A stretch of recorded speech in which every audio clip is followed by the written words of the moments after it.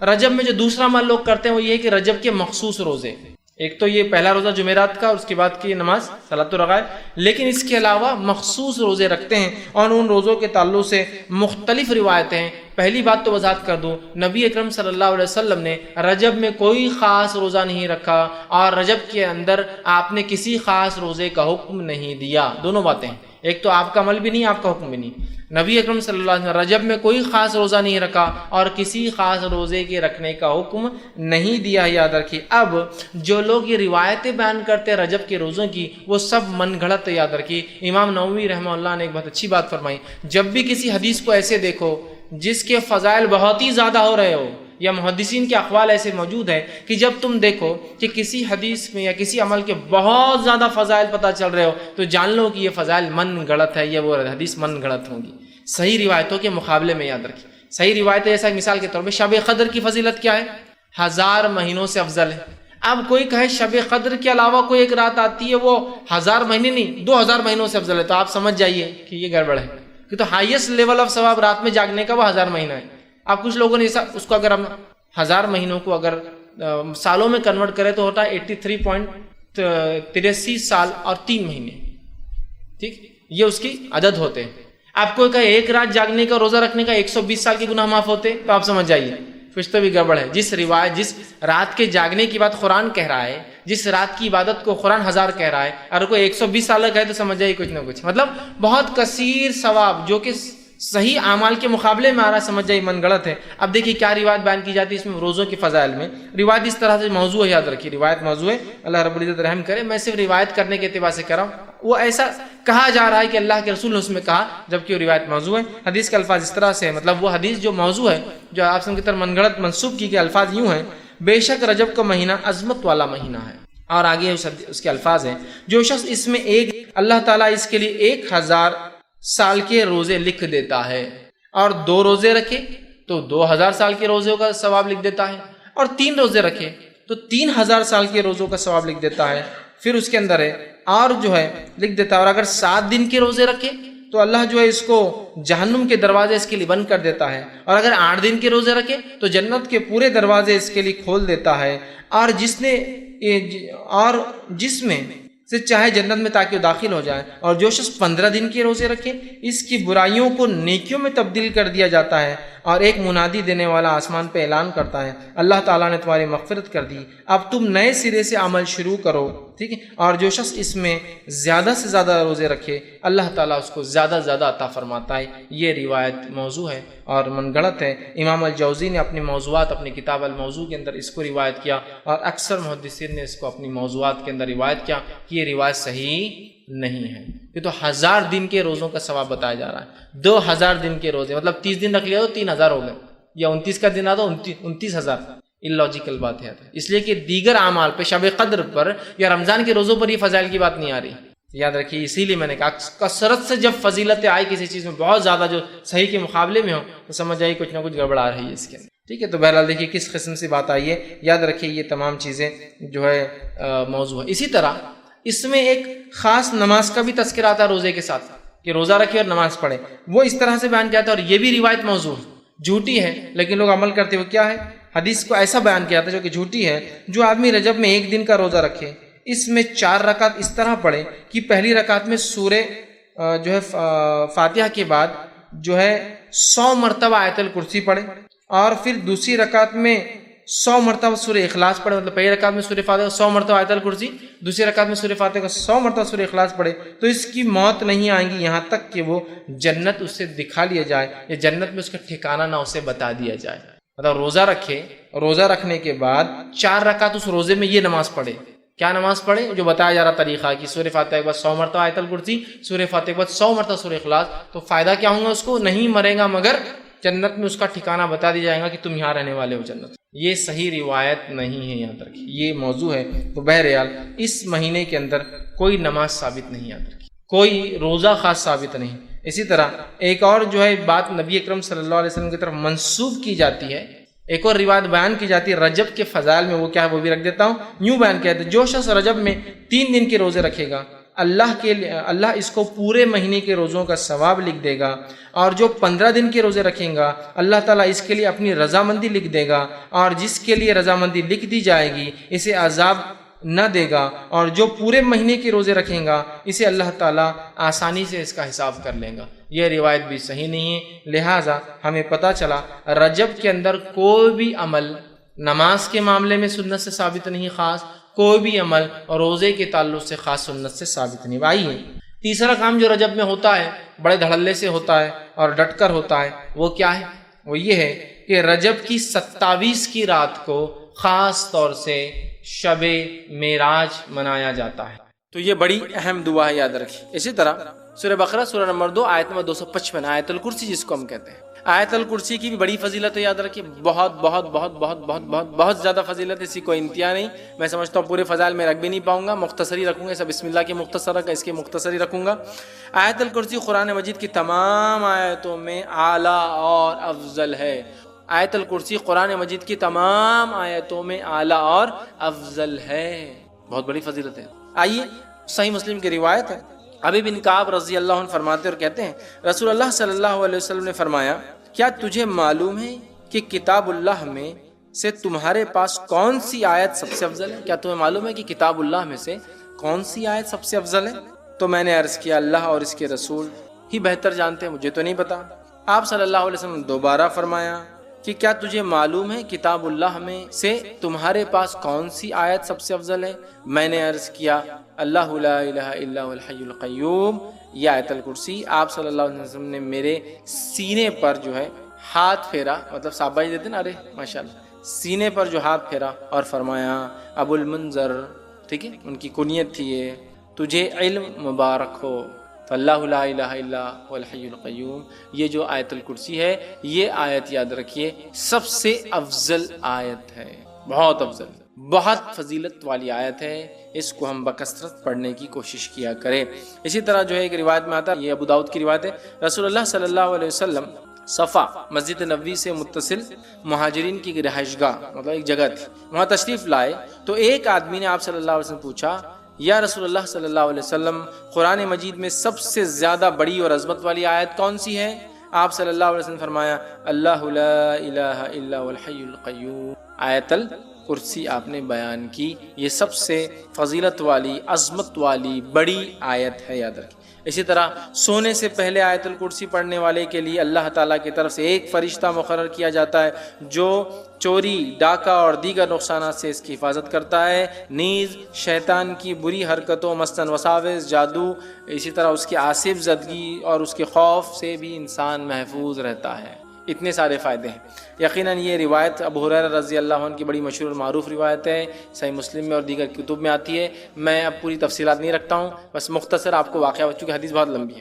ہوا یہ کہ ابو ہریرہ رضی اللہ عنہ کو آپ نے جو زکوٰۃ کی کھجوریں تھی اس کے اوپر جو اپوائنٹ کیا، آپ وہاں تھے، رات میں ایک شخص آیا کھجوریں چرا رہا تھا، آپ نے پکڑا، کہا اللہ کے رسول صلی اللہ علیہ وسلم کے پاس پیش کروں گا۔ اس نے کہا کہ میرے بیوی بچے بڑے بھوکے پیاسے تھے، میں مجبور تھا اس لیے لے جا رہا ہوں، میں کل نہیں آؤں گا۔ کہا ٹھیک ہے کل نہیں آنا، چھوڑ دیا۔ صبح ہوئی، اللہ کے رسول صلی اللہ علیہ وسلم سے کہا اللہ کے رسول ایک شخص آیا تھا، کھجور چرا رہا تھا، میں نے پکڑا، پھر کہا بیوی بچے میں نے چھوڑ دیا۔ اللہ کے رسول صلی اللہ علیہ وسلم فرمایا آج پھر آئیں گا وہ؟ یہ کہتے جب اللہ کے رسول صلی اللہ علیہ وسلم کہہ دیا آج آئیں گا تو میں تو اب تیار ہو گئی، آج تو نہیں چھوڑوں گا۔ پھر آیا وہ کھجوریں چرا رہا تھا، آپ نے پکڑا، کہا آج تو اللہ کے رسول صلی اللہ علیہ وسلم بارگاہ میں حاضر کروں گا اور تم کو، کیونکہ تم کھجور چرائے تھے زکوٰۃ کے۔ کہا نہیں میرے بیوی بچے بھوکے تھے، یہ تھے وہ تھے، بڑا اس نے رونا رویا، ان کو رحم آیا، پھر چھوڑ دیا۔ صبح ہوئی، اللہ کے رسول صلی اللہ علیہ وسلم فجر نے پوچھا کیا ہوا ابو ہریرہ تمہارے قیدی کا؟ کہاں جایا تھا؟ کہا کہاں ہے؟ تو کہا آج بھی چھوڑ دیا میں نے۔ لیکن اس نے کہا کل نہیں آئیں گا، تو کہا آج بھی آئیں گا وہ۔ یہ کہتے وہ اب میں نے سوچ لیا آج تو اس کو نہیں جانے دوں۔ پھر وہ کہتے میں نے رات میں پورا مستعدی کے ساتھ میں کھڑا تھا، پھر وہ آیا، آتے ہی میں نے کھجور چرا دی، پکڑا، کہا آج تو تجھے لے کر ہی جاؤں گا، یہ تھرڈ ٹائم، 2 ٹائم تو معاف کر دیں۔ کہا ٹھیک ہے تم مجھے چھوڑ دو، میں تمہیں ایک ایسی خیر کی بات بتاؤں گا جس دعا کو تم اگر رات پڑھ لو سونے سے پہلے تو ایک فرشتہ صبح تک تمہاری حفاظت کریں گا۔ اب چونکہ صحابہ خیر کے متلاشی اور خیر کے بہت زیادہ وہ تھے، حریص تھے، اچھا خیر کا کوئی چیز دے رہا ہے رات میں پڑھنے سے فرشتہ، کہا ٹھیک ہے بولو چھوڑ دوں گا۔ تو کہا اگر تم آیت الکرسی پڑھ لو تو ایک فرشتہ تمہارے شیطان سے صبح تک حفاظت کریں گا۔ صبح ہوئی، نبی اکرم صلی اللہ علیہ وسلم کا ابو ہریرہ کیا ہوا کل قیدی کا؟ کہا پھر آیا تھا۔ کہا کہاں ہے پھر؟ تو کہا چھوڑ دیا۔ تو کہا کیا کہا؟ تو کہا اس لیے چھوڑ دیا کہ اس نے مجھے ایک دعا سکھائی. اور اس نے کہا آپ صلی اللہ علیہ وسلم فرمایا کیا دعا سکھائی؟ تو اس نے کہا جو شخص رات سوتے وقت آیت الکرسی پڑھ کر سوئیں گا تو ایک فرشتہ صبح تک اس کی فجر تک حفاظت کریں گا. ابو ہریرہ یہ بات اس نے سچ کہی، حالانکہ وہ اکثر جھوٹ ہی بولتا ہے.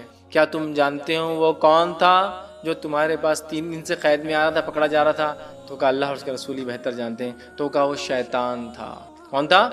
وہ شیطان تھا. ٹھیک ہے، لیکن اس نے یہ بات سچ کہی. ٹھیک ہے، یہ بات سچ کہی. تو یہاں بھی پتہ چلا. اسی طرح ہر فرض نماز کے بعد آیت الکرسی پڑھنا جنت میں جانے کا باعث ہے. پتہ چلا جن شیطان سے محفوظ رہتا ہے ایک فرشتہ حفاظت کرتا ہے. اسی طرح ایک فضیلت اور آتی ہے، ہر نماز کی بعد پڑھنے سے کیا ہوتا ہے؟ جنت میں جانے کا باعث ہوتا ہے. حدیث کے الفاظ سنیے آپ کس طرح سے. اور یہ امام نسائی نے جو اپنی کتاب جو عمل الیوم واللیل کے اندر دن اور رات کے اعمال کے اندر نقل کیا، اور وہ فرماتے ابو امامہ رضی اللہ عنہ فرماتے اور کہتے ہیں کہ اللہ کے رسول صلی اللہ علیہ وسلم فرمایا جس نے ہر فرض نماز کے بعد آیت الکرسی پڑھی اس کے اور جنت کے داخل ہونے کے درمیان موت کے علاوہ کوئی رکاوٹ نہیں. مر جائے تو سیدھا جنت میں جائیں گا. لیکن یہ آیت الکرسی پڑھنا ہے. آیت الکرسی کو سر پہ ہاتھ رکھ کے پڑھنا لفظ نہیں ہے. بہت سے لوگ آیت الکرسی پڑھتے ہیں لیکن ہاتھ رکھتے ہیں سر پر پیشانی، پھر ہاتھ کو زمین پہ رکھتے ہیں، کبھی یہ ہاتھ کو یوں رکھتے ہیں، پتہ نہیں کیا اس کی وجہ ہے، اور پھر پڑھتے ہیں. یہ ثابت نہیں ہے، لیکن آیت الکرسی پڑھنا ثابت ہے. ٹھیک ہے، یہ بڑی افضل، بڑی برکت، فضیلت، قدر اور منزلت والی آیت ہے جس کو آیت الکرسی سورہ بقرہ سورہ نمبر 2 کی آیت نمبر 255 نمبر ہے اس کا. چلیے آگے بڑھتے ہیں.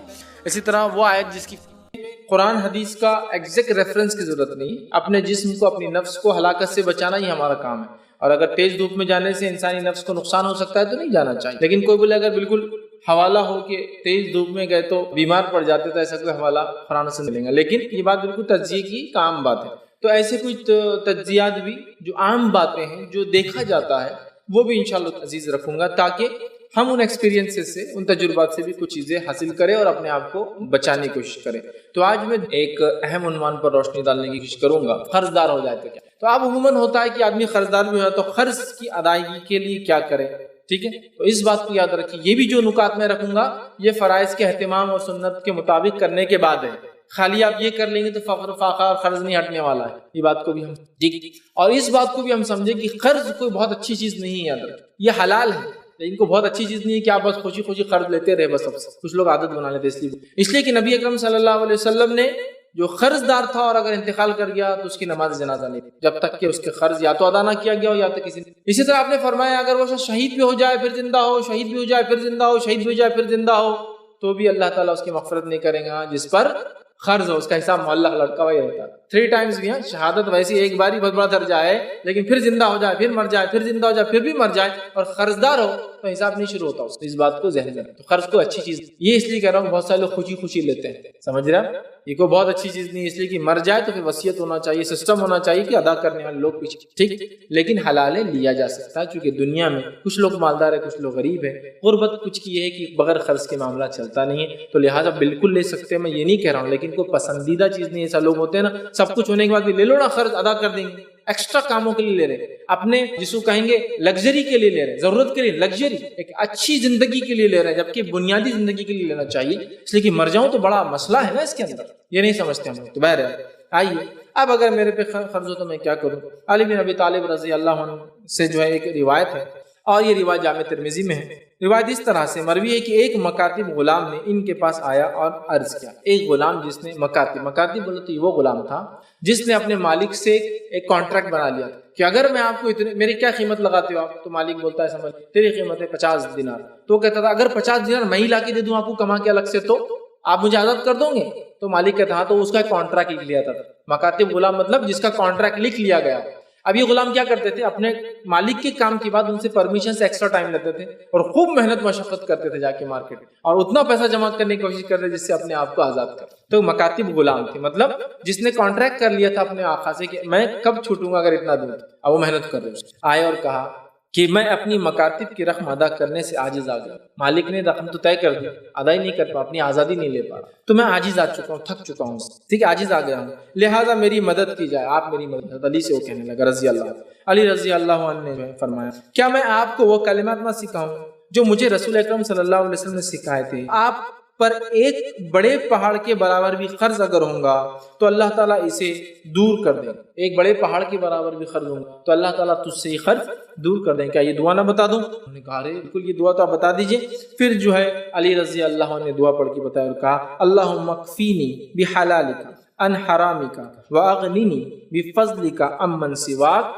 یہ دعا سکھائے جس کا ترجمہ ہے اے اللہ اپنے حلال رزق سے میری تمام ضرورتیں پوری کر دیجیے اور مجھے حرام سے بچا لیجیے اور اپنے فضل سے مجھے اپنی ذات کے سوا ہر ایک سے بے نیاز کر دی. بس اللہ میں تیرا محتاج رہوں اور دنیا میں کسی کا نہ رہو، مجھے بے نیاز دیجیے. تو اگر ایک پہاڑ کے وزن کے برابر بھی قرض ہوگا نا آپ پر تو اتار دیں گا. وہ غلام خوشی چلے مطلب آئے تھے مدد مانگ، لیکن آپ سمجھ کوشش وہ کر رہے تھے. ہاں پھر میں کہہ رہا ہوں کوشش وہ کر رہے تھے اور دعا ساتھ میں آئی ہے. میں اس لیے کہہ رہا ہوں کہ بس دعا میں لگ جائیں گے اور کوششیں چھوڑ دیں گے ہم لوگ. دونوں پرندے اپنے گھونسلوں سے نکلتے ہیں خالی پیٹ تو بھر پیٹ واپس آتے ہیں، خالی بیٹھے نہیں رہتے، توکل کر کے نکلتے ہیں. یہاں بھی وہی ہے. کیا ہے کہ وہ کوشش کر رہے تھے لیکن نہیں ہوگا. کہا دعا بھی تو کرو، خالی کوشش ہی نہیں، دعا بھی شامل ہونا چاہیے. تو یہ دعا اگر پہاڑ برابر بھی ہوگا تو ہو جائیں گے. اسی طرح جو ہے روایت ہے ایک دن نبی اکرم صلی اللہ علیہ وسلم مسجد نبوی میں جو بیٹھے ہوئے تھے وہاں پر جو ابو امامہ ایک انصاری صحابی آئے اور فرمایا اور کہا آپ صلی اللہ علیہ وسلم کو جب دیکھا تو کہا ابو امامہ کیا بات ہے؟ مطلب وہ آئے اور بیٹھے ہوئے کیا بات ہے، میں تم کو نماز کے وقتوں کے علاوہ بھی جو ہے مسجد میں بیٹھا ہوا دیکھ رہا ہوں، مطلب تو نماز کے علاوہ بھی بہت دیر بیٹھے ہو، کیا بات ہے؟ تو ابو امامہ رضی اللہ عنہ نے فرمایا اور کہا اے اللہ کے رسول صلی اللہ علیہ وسلم مجھے غموں نے گھیر رکھا ہے اور جو ہے قرضوں کے بوجھ تلے دبا جا رہا، بہت غم ہے اور قرضوں کے بوجھ تلے دبا جا رہا، بہت پریشان. ایک تو غم، دوسرے قرض کا بوجھ، دونوں مجھے پریشان کر رہا ہے، اس لیے میں مسجد میں ایکسٹرا بیٹھا ہوا رہ رہا. ٹھیک ہے. نبی اکرم صلی اللہ علیہ وسلم نے فرمایا کہا کیا میں آپ کو ایک کلام نہ سکھاؤں کہ جب آپ اسے پڑھیں تو اللہ عز و جل آپ کی غم دور کر دے گا اور آپ کا قرض اتار دے گا. کیا میں تمہیں ایسے کچھ کلمات سکھاؤں جس سے تمہارا غم بھی دور اور قرض بھی ادا ہو جائیں گے؟ ٹھیک ہے. تو انہوں نے کہا اللہ کے رسول صلی اللہ علیہ وسلم بالکل ضرور بتائیں. اور پھر نبی اکرم صلی اللہ علیہ وسلم نے یہ دعا جو ہے ہم کو سکھائی. ٹھیک ہے. اور وہ بڑی دعا ہے جس کا ترجمہ اس طرح سے ہے اللہ میں غم و حزن سے تیری پناہ مانگتا ہوں اور کمزوری اور سستی سے تیری پناہ مانگتا ہوں، بزدلی اور بخیلی سے تیری پناہ مانگتا ہوں، قرض کے بوجھ اور لوگوں کے جو غلبے سے تیری پناہ جو ہے چاہتا ہوں.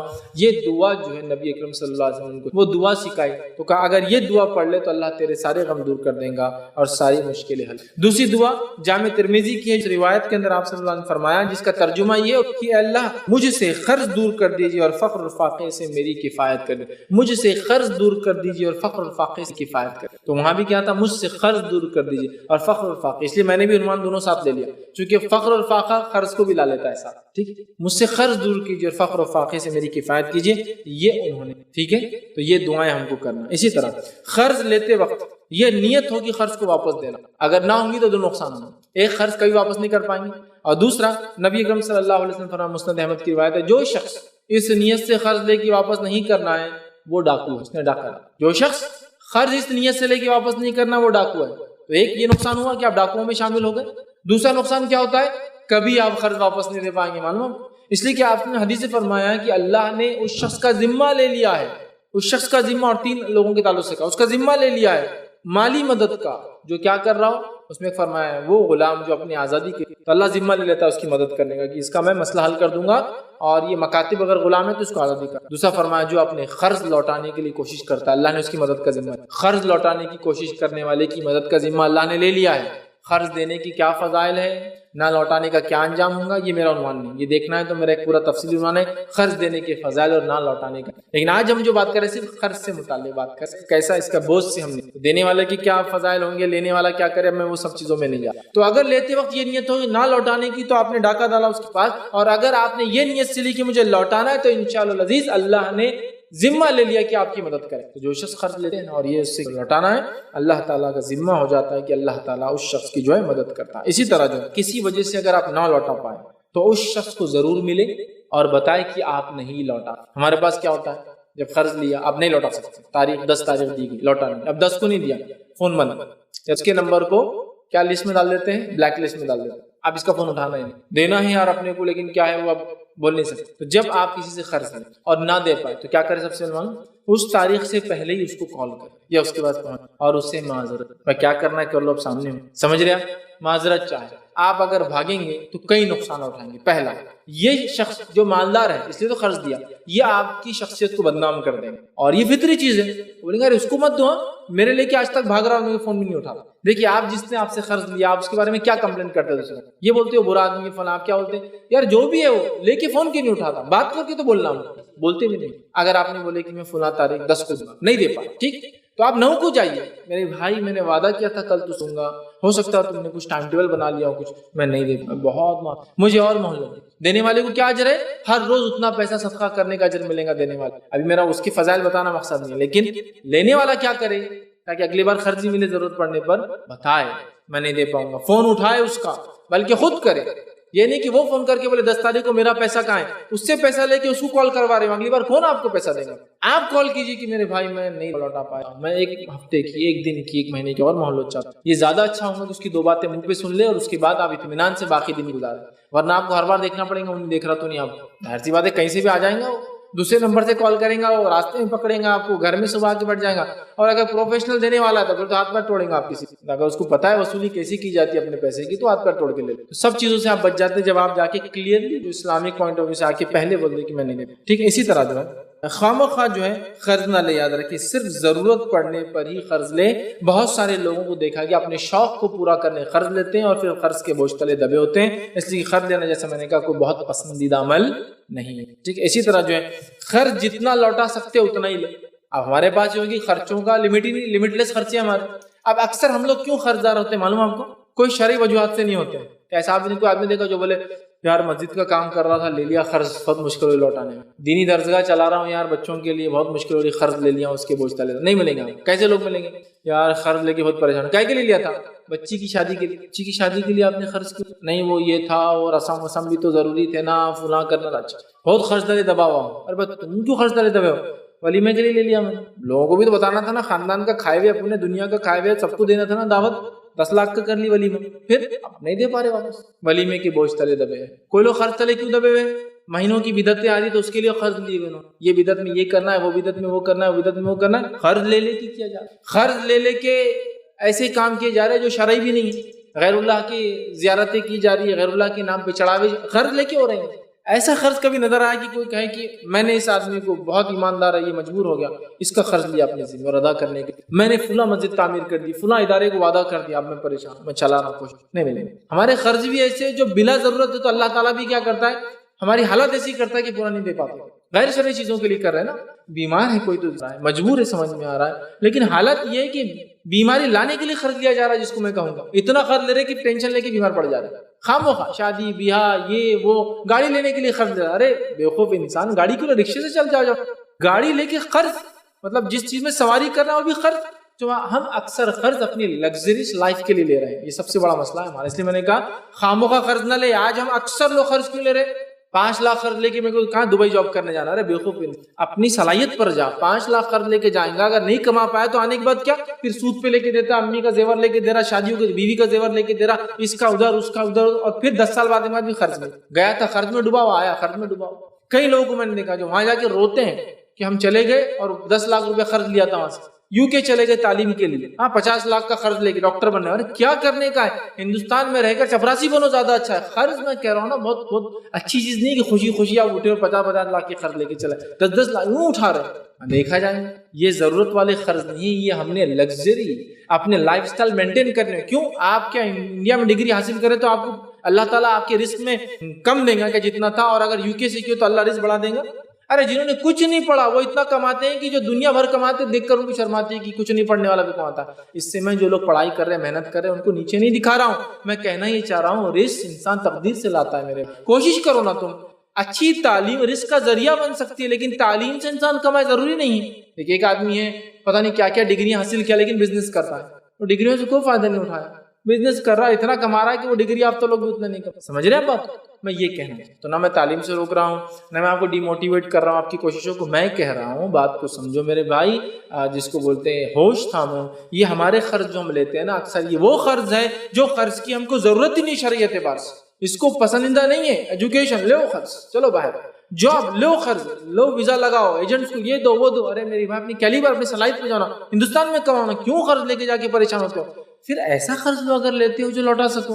فار ایگزامپل میں جو میرے پاس اتنے ایسٹس ہے، سونا ہے، چاندی ہے، گھر بار ہے، کہ میں اگر 10-5 لاکھ لے لیتا ہوں ادھار، جو اگر نہ بھی دے پاؤں تو بس وصیت کر دوں گھر والوں کو، بھیج دو اور دے دو میرے مخلوق، کوئی مسئلہ نہیں نا، پھر تو اس میں کوئی ایشو ہی نہیں ہے. میں جب لگژری کے لیے جا رہا ہوں نا تو پھر اس کے لیے تیاری ویسی ہوتی ہے کہ میں چیز کے لیے جا رہا ہوں جو ضرورت سے زیادہ ہے، اس کے لیے قرض لے رہا ہوں، پہلے تو لینا نہیں چاہیے. لوں تو پھر ایسا سسٹم بناؤ کہ جتنا لیا اتنا دینے کی طاقت ہو، کہ ٹھیک ہے یہ دے دو، میرا گھر لے لو بیچ ڈالو اور دے دو، سونا ہے میرا بیچ ڈالو، ایسٹ سے میرے، شیئر سے میرے، بانڈ سے میرے، یہ بیچ ڈالو اور دے دو، کیا مسئلہ. تو یہ تو بھی ٹھیک ہے کہ سمجھے پروپورشن میں، چونکہ میں یہ بھی سمجھتا ہوں آج کے بزنس میں بغیر قرض کے بزنس ہوتا بھی نہیں. اور بزنس کی نوعیت کے اعتبار سے 2, 4, 5, 10 لاکھ کے قرض تو عام ہوتے ہیں، ڈیلی ٹرانزیکشن میں بھی لوگوں پر ہوتے ہیں، لیکن یہ وہ قرض نہیں جو شرعی قرض مانا جائے گا.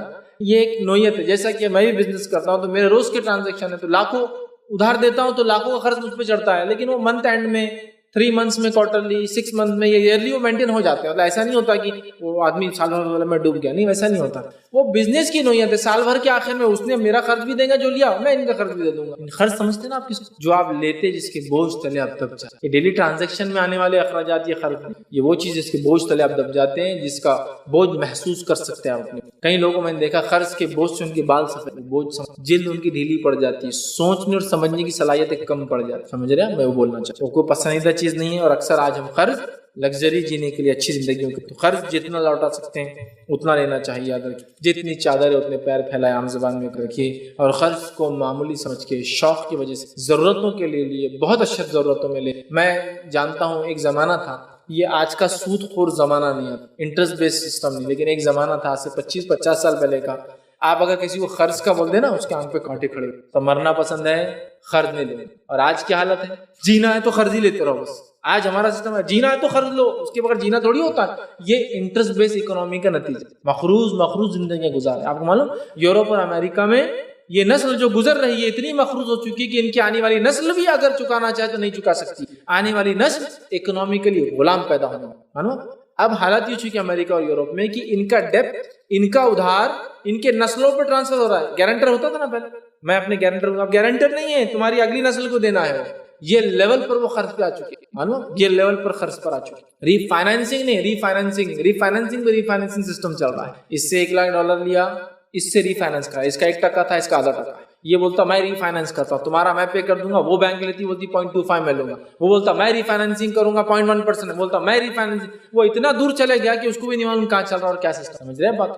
تو ان کی نسلیں مخروض ہو رہی. تو اگر ہم بھی وہ سسٹم پہ جانا چاہتے تو وہ سسٹم تو تیار ہے ہمارے. تو ایک زمانہ تھا. اور آج ہی میں نے دیکھا لوگ، کچھ لوگ آتے ہیں اور اپنی مجبوریاں بتاتے کیوں مجبور ہے. اور ہم لوگ قرض بھی دیتے ہیں بہت سارے سسٹم سے، IRC کا بیت المال ہے، اس کے علاوہ بھی سوسائٹیاں. اتنا بوجھ ہوتا ہے ان پر جب آ کر ہم کو بولتے ہیں نا قرض کا، کہ ایسا لگتا ہے ان کو سنبھالنے کو پتہ نہیں کتنا ٹائم لگے گا ہم کو، کہ بھائی رو مت، سمجھ جاؤ، ارے بھائی عام بات ہے. اور کتنا قرض ہونے والا ہم کو 10,000 اور 5,000. لیکن وہ بولتے ہیں ہمارے خاندان میں کبھی کسی قرض لینا بولے تو موت جیسے. ایسے بھی لوگ. اور ایک وہ بھی ہے، کچھ لینا ہے، کپڑے لینا ہے، چلو بڑے بھائی سے لے لینا قرض. لیکن کپڑوں کے لیے شادی ہے بھائی، شادی کے کپڑے 2-4 لاکھ کے آئیں گے، ایسا قرض لینا ہی پڑے گا اس کے لیے.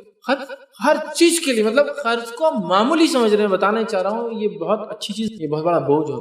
نبی اکرم صلی اللہ علیہ وسلم، یہ کتنی اہم چیز ہے. آئیے واقعہ سنیں. ایک صحابی کا انتقال ہوا، نبی اکرم صلی اللہ علیہ وسلم ہمیشہ جو بات پوچھتے تھے، یہ بات آپ نے پوچھی، کیا اس پر کوئی قرض تھا جو آپ ہمیشہ پوچھتے تھے؟ کہا قرض ہے. تو کہا اب میں جنازے کی نماز نہ پڑھوں گا نہ پڑھاؤں گا. فنش. تو ایک صحابی نے کہا اللہ کے رسول کیا کرنا ہے؟ تو کہا یا تو ادا کر دیا جائے یا کوئی ذمہ داری لے تو میں شریک. ایک صحابی نے کہا میں ہی ذمہ داری لیتا کیونکہ اس کے بیٹوں میں طاقت نہیں. کہا پھر میں اب شامل. یہ نہیں بولے کہ انتقال ہوا یار لوگوں کو برا لگے گا، اس کے خاندان والوں کو. نہیں، قرض کا معاملہ معمولی نہیں. تو مذاق سمجھ کے قرضوں بہت کلیئر ٹرمز پہ بہت ضرورتوں کے تحت لیجیے. یہ بالکل غلط نہیں ہے لینا، پسندیدہ نہیں ہے، اوائڈ کر، لیکن حرام نہیں. کہ تو آپ سے خود قرض لیتے رہے مختلف مواقع پہ، یاد رکھیے، لیکن آپ نے خود پسند. ٹھیک ہے.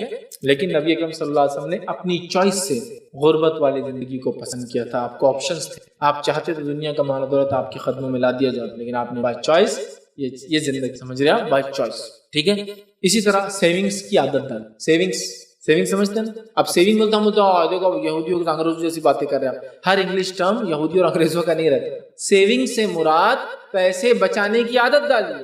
ہم لوگوں میں اکثر وہ لوگ ہیں جو خرچ تو لیتے ہیں لیکن ان کو سمجھتا نہیں، جب اللہ دیتا ہے نا تو دونوں ہاتھ سے خرچ کرتے ہیں، اور جب نہیں ہوتا ہے تو دونوں ہاتھ سے مانگتے پھرتے ہیں۔ سیونگز کی عادت ہے، سیونگز سے مراد بینک نہیں بول رہا ہوں، لیکن بچانے کی بچت۔ پہلے میں نے عورتوں کو دیکھا تھا، بوڑھی عورتیں رہتی تھی، دن میں کچھ بھی بچے نہ پیسے تو پلوں میں باندھ کے ایسا رکھ دیتے تھے، اتنے پیسے آج کے سیونگ سے، مطلب شوہر نے 1 روپیہ دے کے گیا اور بولے آج کا خرچہ 1 روپے میں ہو جانا، اب دن بھر کا خرچہ 95 پیسے میں ہو گیا تو 5 پیسے بچ گئے، تو 5 پیسوں کے انہوں نے 5 پیسے کو لیا اور باندھ کے رکھ دیا۔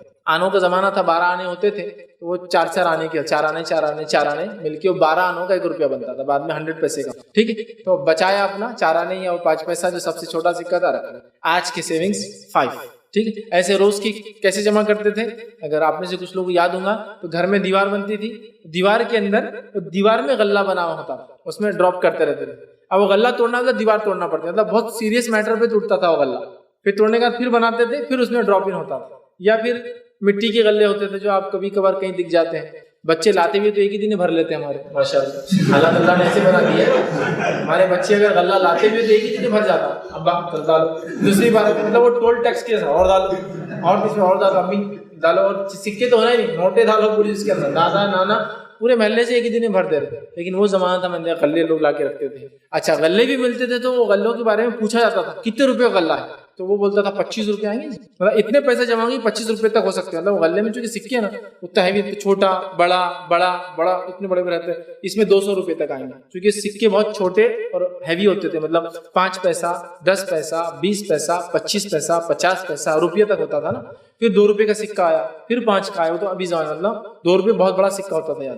پھر نوٹیں آئی 1 روپے کی اور 2، تو سکے جمع، سیونگز ہر روز کی پلوں میں رکھ دیا، دیواروں میں رکھا، غلوں میں ڈالا، پھر یہ ضرورت پڑنے پر سیونگز ہوتی ہے۔ اور یہ بڑی اہم چیز، کفایت شاعری کرنا کنجوسی نہیں ہے، کنجوسی اور کفایت شاعری میں ایک بہت تھوڑا سا فرق ہے، اس فرق کو سمجھنا پڑتا ہے زمین زمانہ حالات کے اعتبار سے، سمجھے، ویسا ڈیفائنڈ نہیں کہ یہ کنجوسی یہ کفایت شاعری، وہ ایک بہت باریک لائن ہے جس کو آپ سمجھ سکتے ہیں، جیسے کہ ایک آدمی کاڑی جلائے اور کاڑی سے چولہا جلا لے، ٹھیک ہے، اور اسی کاڑی سے دوسرا چولہا جلا لے، کفایت شاعری کیا مسئلہ، کتنا کنجوس ہے، دونوں ایک دوسرے جلا رہا، نہیں کنجوس نہیں، کفایت شاعری، جلا لیا یہ بھی جلا لیا۔ ہاں کنجوسی یہ شامل ہو سکتا ہے شہروں کے ماحول کے اندر کہ ایک آدمی کاڑی جلائے، چولہا جلا کے جلی ہوئی کاڑی پھر اٹھا کے رکھے بجھا کے، پھر اگلی بار یہ چولہا جلانے کے بعد اس سے بجھی ہوئی کاڑی ادھر رکھ کے پھر بجھی ہوئی سے بازو والا جلائے، یہ کنجوسی ہو سکتا ہے شہروں میں کہ ایک کاڑی سے آپ چولہا جلا کے پھر اس کو رکھ رہے کاڑی کو، پھر اگلی بار اچھی کاڑی سے چولہا جلا لیا، اگلا چولہا جلانا ہے تو یہ پرانی بچی ہوئی کاڑی کو ڈالے، رسک ہے، ہاتھ جل سکتا ہے آپ کا، جب آپ چولہے کے نیچے برتن لگ سکتا ہے، اننیسیسری، یہ کنجوسی میں ہو سکتا ہے، لیکن کسی علاقے میں یہ بھی کفایت شاعری میں آ سکتا ہے۔ بس ایک موٹا ایگزامپل، چونکہ یہ ڈیفائن نہیں کر سکتے کنجوسی کیا ہے اور کفایت شاعری، بہت تھوڑا سا ڈفرنس ہوتا ہے، وہ آپ زمین زمانہ حالات سے سمجھیں۔ تو کفایت شاعری، سیونگز، غلے، ڈبے، بینک اکاؤنٹس ہوتے ہیں آج کل آپ لوگوں کے پاس، کچھ بھی سسٹم ہو سکتا ہے، کفایت شاعری سیونگز کیجئے، آج جو اللہ نے فراوانی دی ہے کل ہو سکتا ہے، جیسے آج سمجھ لیجئے میں ایک لیبر ہوں، ٹھیک ہے، آج کام بہت اچھا ہے، لیبر ورک خوب چل رہا ہے، لیکن اب ریتی بند ہو جاتی ہے، کبھی سیمنٹ کا پروڈکشن کبھی کمپنیاں روک دیتی، پھر کیا ہوتا ہے 2-3 مہینے لیبر خالی ہے، تو جب وہ لیبر کام پر ہے جو کہ سال کے 8 مہینے کام چل رہا ہے اور 4 مہینے بند ہے، بارش زیادہ ہوگی تو ریتی نہیں مل رہی، سیمنٹ کمپنی نے بند کر دیا، لوہا بند ہو گیا، مہنگا ہونے سے کنسٹرکشن ورک رک گیا، ہوتا ہے نا ایسا، یہ سب چیزیں انڈیا میں کامنلی ہوتی ہے، ٹھیک، تب کیا کریں گے، وہ دور جس میں محنت مشق کی 8 مہینے، اس میں اتنی سیونگ کرے کہ یہ 4 مہینے، اور یہ ضروری ہے، سیونگز کی عادت ڈالے عورتیں اور مرد، انشاءاللہ اس کے بڑے فائدے، رقم بڑی چھوٹی دی لیکن وہ کچھ زمانے میں چلتی اگر رہی تو بڑی ہوتی۔ ایک مثال چھوٹی سی سمجھ لیجیے، آپ لوگ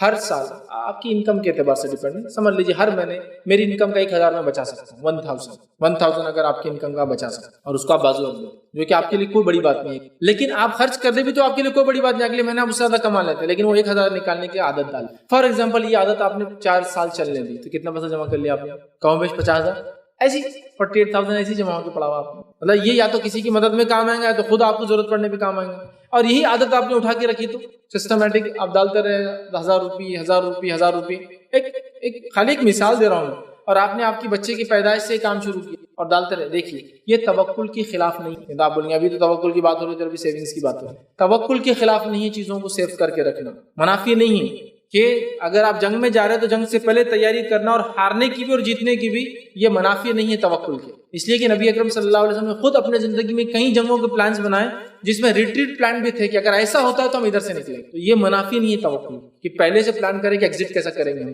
ایگزٹ کر کے پھر آنا ہے واپس، بھاگنا نہیں ہے۔ لیکن پلان اس طرح سے ایگزیکٹ، سمجھ رہے ہیں، یہ منافع نہیں ہے. تو کوئی ابھی تو آپ توکل کا پڑھے تھے، ابھی سیونگ کا پڑھے نہیں، یہ میں کفایہ شاری کی بات کر رہا ہوں. اس کے فوائد بڑے جمع کرتے رہے، کچھ سالوں میں 10 سال میں چلی بچے کو نہیں کام آئیں گے، اللہ آپ کے حالات اچھے سے اچھے بنائے، لیکن کسی اور کی مدد کر سکتے ہیں اس پیسے سے، اپنے لیے کچھ نیا کام آ سکتا ہے. یہ 10 سال میں کتنے ہو جائیں گے یہ پیسہ؟ آپ سمجھیے، بڑی رقمیں ہوتی ہے، چھوٹی چھوٹی سیونگز بہت بڑی بن جاتی ہیں. سیونگز کی عادت ڈالی. اسی طرح جو ہے جب آپ سفر کو جائے اور اگر آپ مقروض ہو تو وصیت کر کے جائے کہ میں نے ان سے لیا ہوں بچوں، میں نے ان سے ابا، میں نے ان سے لیا امی، میں نے ان سے لیا بیگم، بتا کے جائے. شادی نہیں ہوئی تو بھائی میں نے ان سے لیا ہوا، میں جا رہا ہوں سفر پہ، کچھ ہوتا ہے تو جب فلاں چیز میری ہے اس کو بیچ کے ان کو دے دینا چاہیے، وصیت کرنا. جب قرض ہو آپ پر اور آپ سفر پہ جائے کرے تو آپ کو وصیت کر کے جانا چاہیے کہ میرا یہ اگر ہو جائے تو میرا یہ کر دینا چاہیے. یا آپ بیمار ہو جائے، لگے کہ بیماری بڑھ رہی ہے، تب بھی وصیت کر دیا آپ کی میں نے یہ لیا ہوں خرچ، بلکہ عادت ڈال لیا آپ خرچ لکھ لیا کیجئے، لین دین میں لے دے تو لکھ لیا کیجئے تاکہ کچھ بھی ہو جائے تو پیپر باقی ہوتے ہیں. اور وہ اسی طرح جو ہے قرض کو اچھے انداز سے لوٹائے. نبی اکرم صلی اللہ علیہ وسلم نے فرمایا تم میں سب سے بہتر ہوئے جو لوٹانے میں سب سے اچھے، تم میں سب سے اچھے ہوئے جو لوٹانے میں سب سے اچھے. سمجھ رہے ہیں بات کو؟ تو اب اچھے سے لوٹائے، سب سے بہترین انداز سے لوٹائے. ہمارے پاس کچھ لوگ قرض لیتے اور لوٹاتے وقت بولتے ہیں احسان تھوڑی کرے تھے، تھا تو مانگے تھے اور تم نے دیے تھے، لو. بولتا ہے کیسا عجیب آدمی. سب سے اچھے انداز سے لوٹائے. نبی اکرم صلی اللہ علیہ وسلم ایک مرتبہ ایک صحابی سے ایک اونٹ لیا، ٹھیک ہے، اور اس کے بدلے میں جب ریٹرن کیا تو اس سے بہتر اونٹ دیا. تو انہوں نے کہا میرا تو اتنا اچھا نہیں تھا.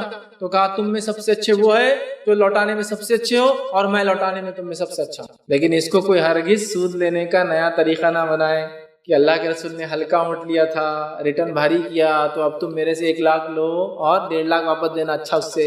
نہیں، وہاں کوئی ٹرمز پہلے طے نہیں ہوئے تھے، اور اس صحابی کی حالت اللہ کے رسول کو پتا تھا کیا ہے، تو آپ نے ڈبل کام کر دیا، قرض بھی ریٹرن، ہیلپ کی ہیلپ. معلوم آپ اللہ کے رسول کی عادت تھی. ایک مرتبہ نبی اکرم صلی اللہ علیہ وسلم ایک صحابی کے ساتھ بیٹھے تھے اور آپ کسی کو نیچے نہیں دکھانا چاہتے قرض کے بوجھ تلے.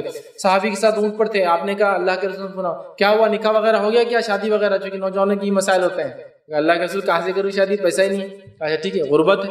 تو کہا ٹھیک ہے کچھ ہے بیچنے کرنے کو تاکہ تمہاری غربت حل ہو جائے، پیسہ ہے. تو کہا یہ اونٹ ہے. کہا کتنے میں دوں؟ کہا کہ 20 میں دوں گا. تو آپ نے فرمایا 20 دینار بہت زیادہ ہو رہا ہے، تھوڑا کم کرو، 10 میں دے دو. اسی طرح کا کچھ ایگزیکٹ فگرز مجھے یاد نہیں، تھوڑا کم میں دے دو، 20 میں دے دو، 10 میں کر دو. تو کہا نہیں اللہ کے رسول مجھے تو 40 کی ضرورت ہے، پھر بھی 20 میں بیچ رہا ہوں. یہ اللہ کے رسول صلی اللہ علیہ وسلم کا طریقہ تھا اس سے معلوم کرنے کا کتنے کی ضرورت ہے اس کو. کیا کیا 20 بولا تو کہا 10 میں 40 کی ضرورت ہے، پھر بھی 20 میں، چونکہ اونٹ کی قیمت 20 سے زیادہ نہیں آئیں گی، بٹ میری نیڈ تو 40 ہے، تب میں شادی بھی کر سکوں گا اور میرے حالات ٹھیک ہے. کہا ٹھیک ہے. آپ نے کہا میں نے اونٹ کو خرید لیا، میں نے اونٹ کو تم سے خرید لیا. پھر جب گھر پہنچے تو اللہ کے رسول صلی اللہ علیہ وسلم نے ان کو 20 دینار دیے، چونکہ 20 کا بات ہوئی تھی، 20 دینار دیے اور کہا تحفے میں اونٹ میرے طرف سے. ہو گئے 40. یہ پھر اونٹ بک جائیں گا 20 میں، ان کے 40 میں. تو آپ نے ایسی مدد کی ادھار، مطلب خریدار بھی نہیں کیا، سودا کیا، سودا کر کے سودے کو واپس لوٹ معلوم بھی کر لیا کتنا چاہیے. تو دیکھیے نبی کے چونکہ اس طرح کی آپ کی عادت تھی. وہ 20 کہا، انہوں نے کہا 10، انہوں نے کہا نہیں مجھے 40 ضرورت ہے. آپ کو پتا اونٹ کی قیمت لیکن 20 سے اوپر نہیں تھی. 20 دے کے اونٹ خرید لیا، سودا اونٹ کا ہو گیا. جب اونٹ سے اترے تو کہا اونٹ تحفے میں تم. اب یہ اونٹ 20 کا پھر بک جائیں گا، ان کا حاجت پوری ہوئی. تو اس طرح کی سوچ رکھنے والے لوگ تھے، قرضدار نہیں کرتے تھے، مقروض نہیں بلکہ ہیلپ کی نہیں چلتا. تو بہرحال قرض کو اچھے انداز سے بیسٹ جو بھی پاسبل ہو سکتا ہے اچھے انداز سے اس کو واپس لوٹائے. اور یاد رکھیے قرض جب لوٹائے تو قرضدار کا ضرور شکر کہ اس نے آپ کی ایسے وقت میں مدد کیا، اور اس کے لیے دعا خیر بھی کیا کیجیے کہ اللہ تعالیٰ اس کے مال جان برکت دے، اس لیے کہ اس نے آپ کی ایسے وقت مدد کی، وہ بھی پیسے سے. تاکہ یاد رکھیے آپ کی حدیث بھی ہے، اور اگر غائبانہ سامنے بھی کہے اس سے احسان مندی نظر آتی ہے. غائبانہ بھی کرے، چونکہ غائبانہ دعا کا اثر زیادہ ہوتا ہے سامنے بولنے کی. آپ کی حدیث ہے جب کوئی مومن بندہ اپنے مومن بھائی کے لیے غائبانہ دعا کرتا ہے یہ دعا اللہ رد نہیں. اور ایک روایت میں فرمایا جب کوئی مومن بندہ اپنے بھائی کے لیے دعا کرتا ہے تو فرشتے اس کے لیے آمین کہتے ہیں اسی الفاظ، مطلب اس کے لیے، مطلب یہ کہہ رہا ہے اللہ میرے بھائی کا مسئلہ حل کر، تو فرشتے بولتے ہیں اللہ اس کا مسئلہ حل کر. مطلب جو دعا بھائی کے لیے کریں گا وہ دعا فرشتے اس کے لیے کریں. تو کتنا اچھا طریقہ ہے، دوسروں کے لیے کرو اور اپنے لیے کرواؤ. وہ فرشتے کر رہے ہیں، آمین بھی کہہ رہے ہیں اس پر. فرشتے کہتے ہیں اللہ اس کے لیے آمین. جب وہ کہتا ہے میرے بھائی کا مسئلہ اس کے لیے آمین. اپنا کام بھی حل ہو رہا ہے. اچھے سے اچھی دعائیں دیجیے، ظاہر بھی دیجیے، چونکہ شکریہ ادا کرنا ضروری ہے، وہ کیجیے تاکہ وہ اگلی بار آپ کی مدد بھی کر سکتا ہے اور اسے خوشی بھی ہوں گی. اسی طرح جو ہے قرض کو جو ہے مجبوری سمجھ کے لیجیے، عادت سمجھ کے، بہت اچھی اور پسندیدہ چیز نہیں ہے. تو میں چاہوں گا وہ کلیئر ہو. لیکن جنرل سینس میں ایڈوانس رینٹ کا معنی ہوتا ہے 1 مہینے کا ایکسٹرا. ایڈوانس رینٹ خرچ نہیں ہو. ایڈوانس رینٹ یہ آپ نے کسی چیز کے عوض اس کا جو پیسہ آنا تھا اس کے یوز کے عوض وہ آپ نے پہلے لیا, آپ بالکل اس کو استعمال کر سکتے. ٹھیک ہے, تو advance rent as such in general جو بالکل ہم بولیں گے وہ آپ بالکل لے سکتے ہیں اور وہ استعمال کر سکتے ہیں, چونکہ وہ آپ کی چیز کے استعمال کے عوض آپ نے وہ لے لی. سمجھ. یا ایڈوانس رینٹ جب بھی درست ہو سکتا ہے جب چیز 1 سال 2 سال 3 سال کے لیے جاتی ہے, فکس ہوتا ہے, یا پھر آپ اتنی اس کے پیچھے لاگت کر دیتے ہیں کہ اگر وہ استعمال کرے یا نہ کرے آپ کو اتنا لینا پڑتا ہے. سمجھ رہے ہیں بات کو, آپ کو اتنا لینا پڑتا ہے. اس شکل میں بھی جو آپ ایڈوانس رینٹ بول کے 1 سال کا لیں گے وہ آپ پورا یوز کر سکتے ہیں, اس لیے کہ وہ عوض ہے وہ کرایہ. سمجھ رہے ہیں بات کو, یہاں بھی وہ درست ہو جائے گا. ایک دوسرا جو ڈپازٹ لیتے ہیں, ڈپازٹ مطلب اس کے عوض کوئی چیز ایز اے گارنٹی, اس کو ہیوی ڈپازٹ بھی بولتے ہیں, آج کل ڈپازٹ بولتے ہیں. مثال کے طور پر آپ میری دکان استعمال کریں گے اور اس دکان کے بدلے میں کیا کروں گا, آپ کو کہوں گا کہ 2 لاکھ ڈپازٹ. یہ ڈپازٹ ایز اے گارنٹی ہے کہ آپ دکان پہ قبضہ نہیں کریں گے, بھاگ کے نہیں جائیں گے, یا رینٹ کو وہ نہیں کریں گے, نقصان نہیں پہنچائیں گے. ایز اے گارنٹی جو ایڈوانس جو پیسہ آپ لیتے ہیں as a deposit, as a guarantee جو لیا جاتا ہے, یہ قرض ہے آپ پر, اس کو آپ صرف گارنٹی کے طور پہ رکھ سکتے ہیں, اس کا استعمال کر کے فائدہ اٹھانا